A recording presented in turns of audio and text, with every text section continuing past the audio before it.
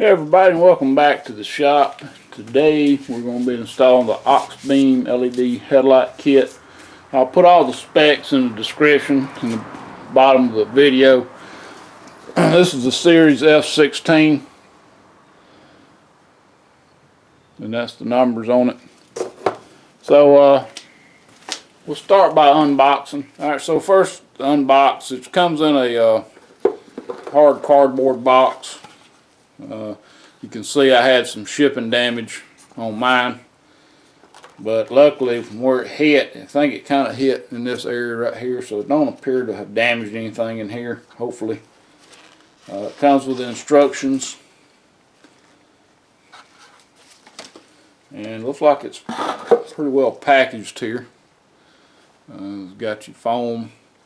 It comes with these adapters, so this is the standard headlight plug that most vehicles use. The Jeep requires this adapter to go from this style to this style. It does come with two of these. So I guess we're ready to go and get these on the Jeep. Okay, so very simple. You cannot really get to the back of these headlights from the hood, so we need to take the grill off. It's just a few of these little tabs here. Just take your screwdriver or whatever, you know, prise this center section up, and most times they'll just pop out as one piece. We'll get all these, I think it's 6 of them on here, and we'll continue. Alright, so once we get all the 6 pins out, should be able to just bend this down a little bit. It's got a couple little clips here in the bottom, but mine has this winch cable.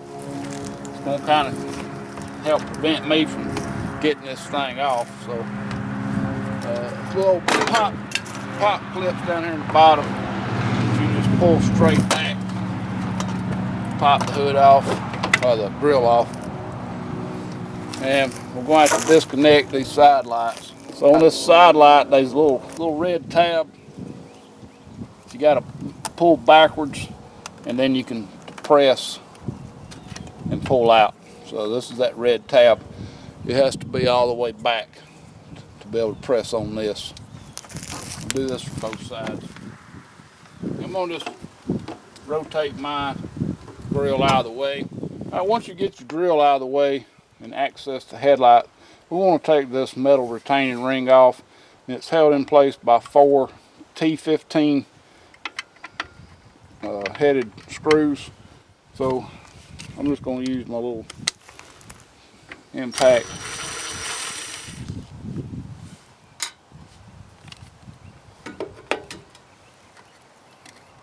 Alright, so with the ring unscrewed, we need to access the headlight plug. And it's the same way. You got a red tab here. You got to pull all the way back, and then you can press down right here. And this is what the back side of these headlights look like. It's a 3-pin deal here. We're going to be removing this headlight and replacing it with the LEDs. So to remove it, we're just going to quarter turn and pull out. And be very careful if you're going to reuse these bulbs. Do not touch the bulb with your fingers. If you do, take something like rubbing alcohol and clean the oil off the bulb before you reuse it, because if you don't, it ain't going to last long. It's going to overheat and it's going to blow the bulb. Okay, so we want to take one of the LED bulbs and go ahead and install it in the housing. Again, I don't think it would hurt if you touch the LED bulbs, but it's just good practice not to.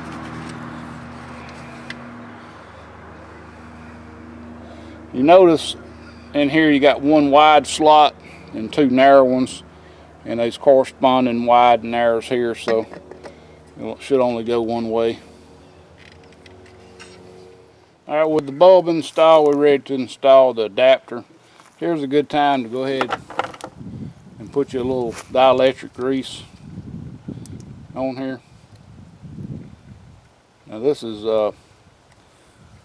battery terminal protector, but it's basically the same thing. So apply that. That'll just help it keep it from corroding. And you could do the same thing with this, but this has got a seal, so it should be fine. We're just ready to plug it up.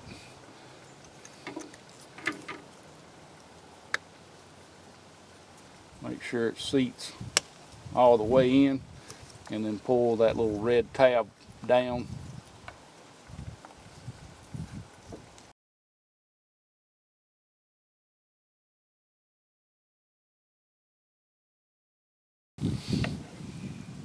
Then we're ready to just stick everything back up in here.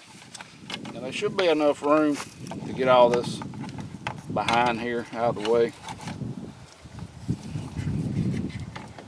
Get this back on.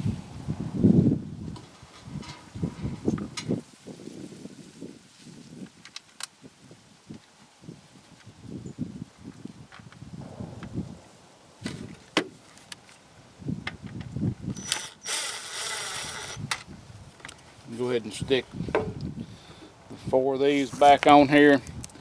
Do the other side, put the grill back on. I'll bring you back when I get it all back together. Alright, so I got both headlights done. We'll try the lights and see if they work.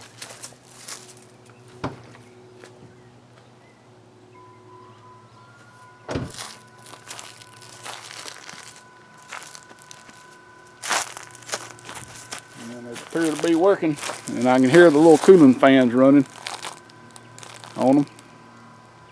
So well, after it gets dark, I'll get a shot before and after.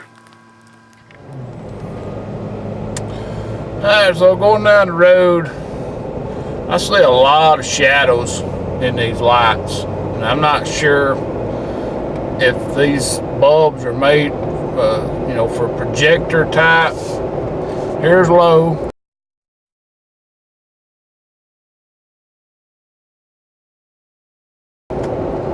Here's high.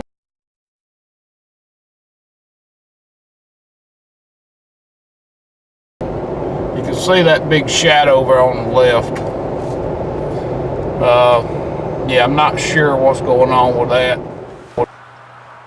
Alright everybody, it is the next day, and last night before I went on that little road trip, when I turned the lights on, I realized that there was something wrong with the driver's side headlight. And so I took it out and looked, and one of the pins on the adapter that plugs into the factory harness was pushed in.